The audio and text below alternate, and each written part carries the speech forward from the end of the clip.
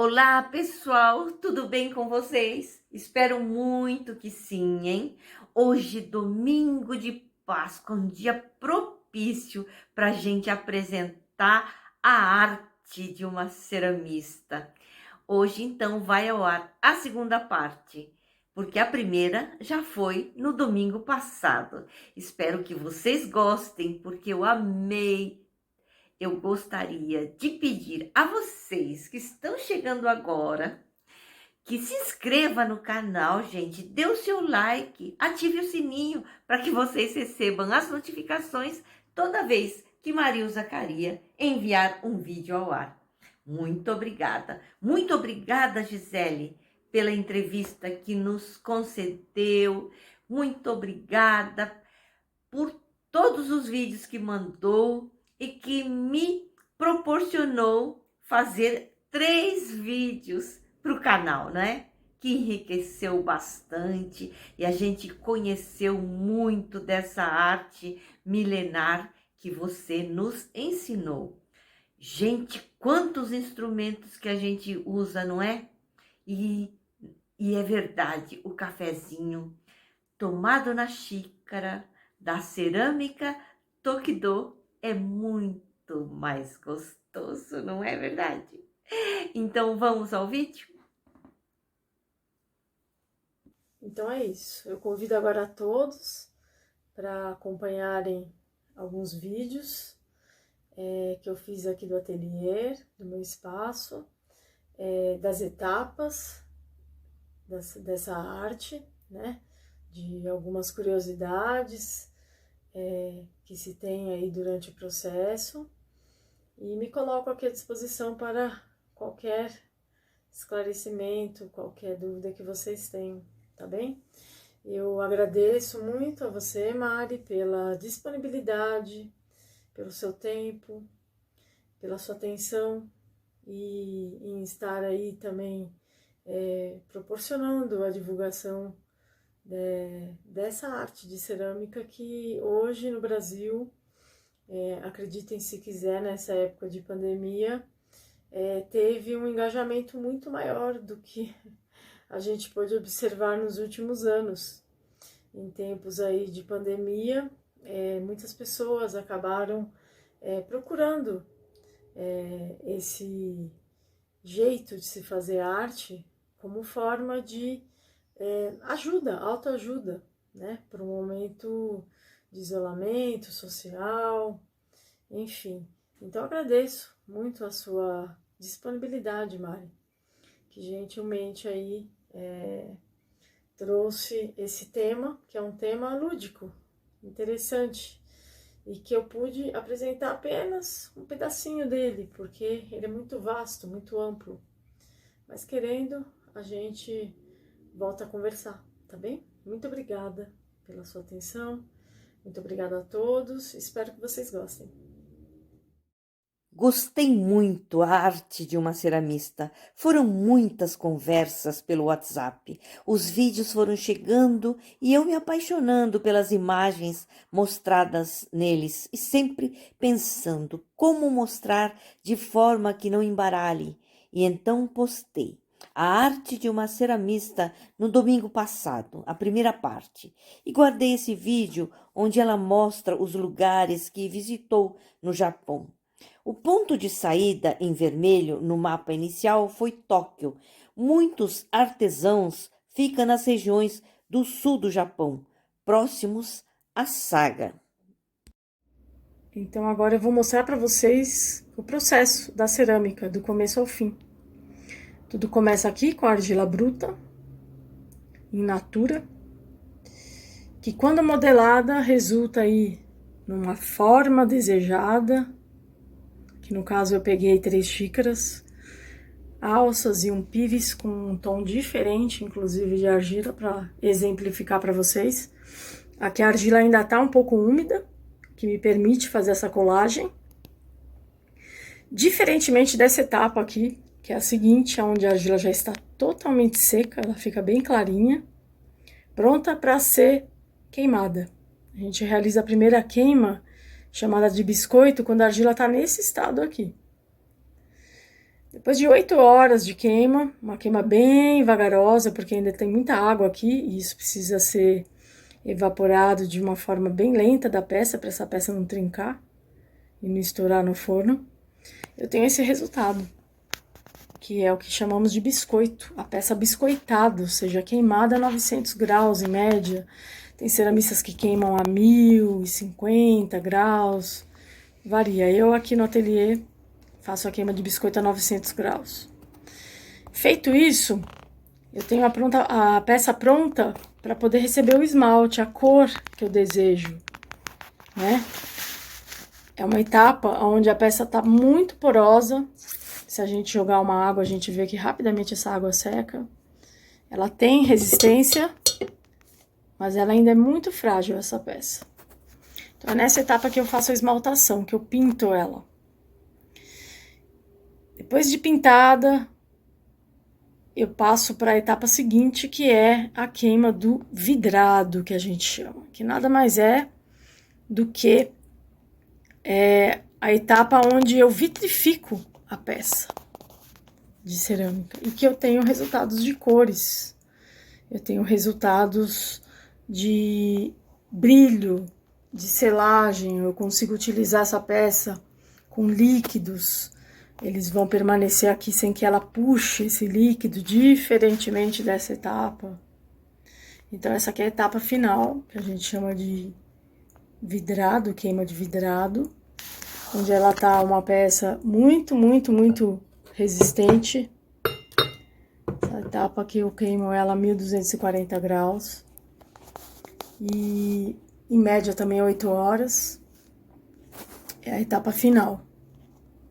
Agora eu vou mostrar para vocês todos os minerais que eu utilizo para fazer esmaltes, para fazer a receita dos esmaltes.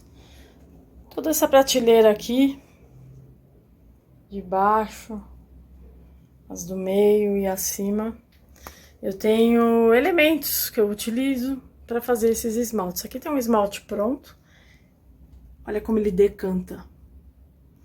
Então, o normal, olha, aqui ó, bem decantado aqui. É o esmalte decantar, ou seja, ficar depositado no fundo. E em cima fica uma água transparente. Que toda vez que a gente vai utilizar, a gente precisa misturar muito bem. E aqui, vários elementos que eu utilizo para a formulação desses esmaltes. Então, a gente tem um monte de minerais que juntos, formulados numa receita, dão esmaltes líquidos como esse. Aqui em cima eu tenho mais. A gente põe geralmente em baldes grandes, né? Pra ficar mais fácil. Então aqui a gente tem isso. Por fim, aqui complementando o assunto de esmaltes, aqui eu tenho um painel onde eu coloco todos os testes que eu faço de cada esmalte. Então, cada esmalte que eu compro ou que eu formulo, que a gente também consegue comprar esmaltes prontos no mercado, eu testo antes de colocar nas minhas peças, nessas plaquinhas.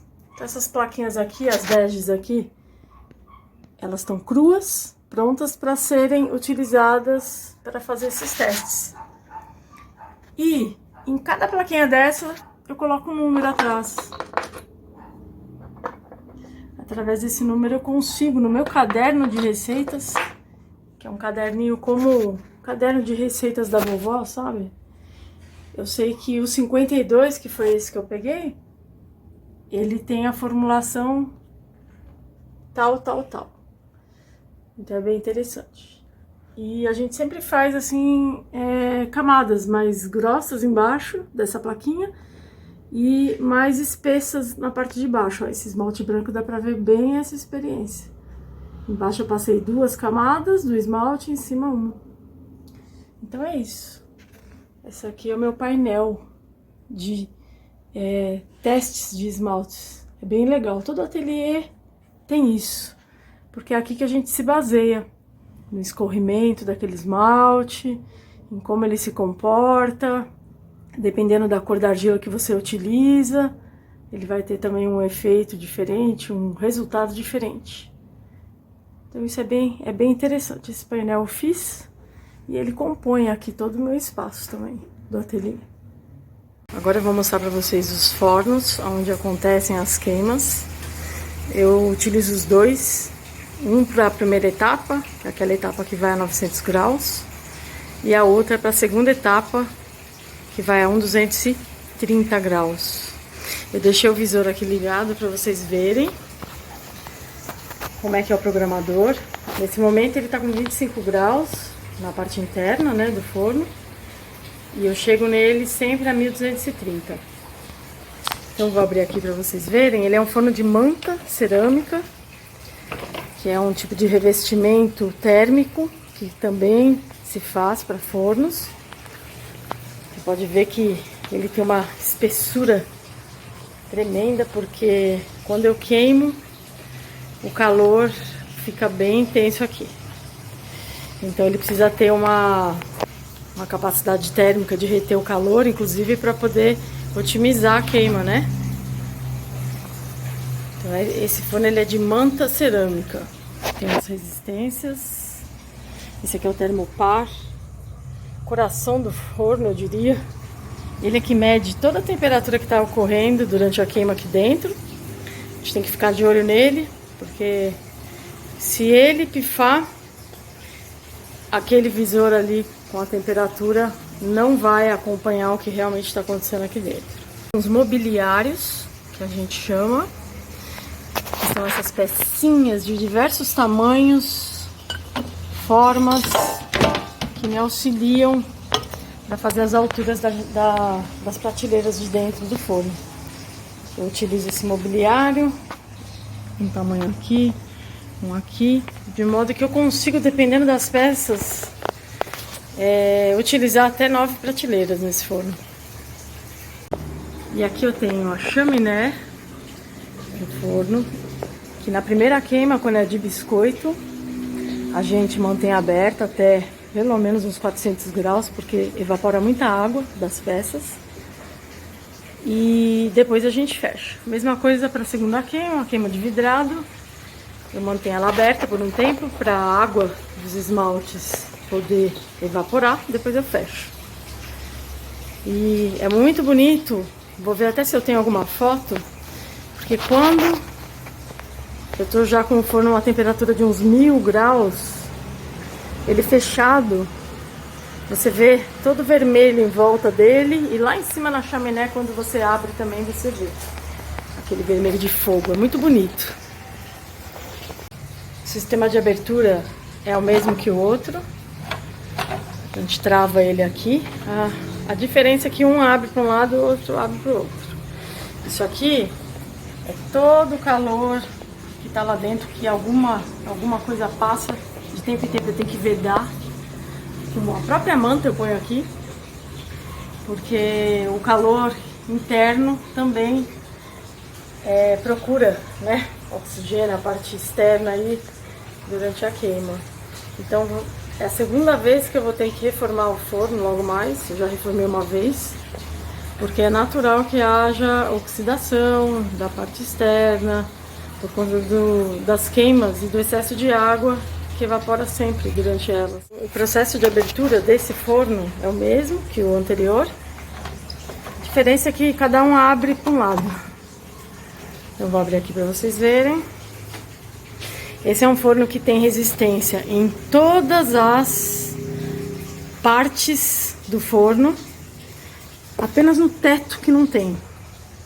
Mas as laterais, o fundo e a porta ele tem, diferentemente daquele forno que eu mostrei há pouco, que tem resistência só no assoalho, na parte de baixo e nas laterais. Esse não, ele tem no fundo, ele tem nas laterais e ele tem na porta. Então o aquecimento dele, em função disso, é melhor. A gente tem uma temperatura mais uniforme dentro do forno. Porque tem uma coisa muito curiosa. Toda vez que eu vou fazer uma queima, o ideal é eu colocar um medidor, que a gente chama de cone pirométrico. Vou ver se eu pego um para mostrar para vocês depois. Porque a gente não pode confiar só no medidor do controlador. Muitas vezes o que está acontecendo dentro do forno não é o que está aparecendo no visor. Então, de tempo em tempo, a gente usa um cone que de 1220 a 1280, 1300 vai mostrar para você como é que está a temperatura interna do seu forno. As regiões de baixo, do meio e de cima, elas diferem em temperatura. De modo que eu tenho esmaltes que vão ter um comportamento diferente quando as peças desse mesmo esmalte são colocadas embaixo, no meio ou em cima. Então é muito importante a gente estar sempre aferindo a temperatura interna através desses medidores, dos pirômetros, né, que a gente chama, para que a gente tenha a real noção do que está acontecendo ali dentro.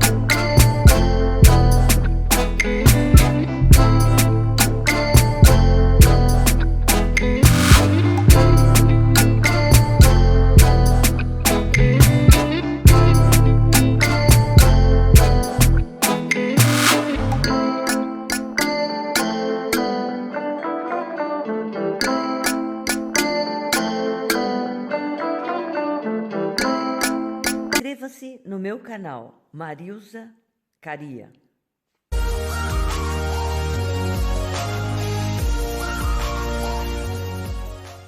Inscreva-se no meu canal. Por que não agora? Marilza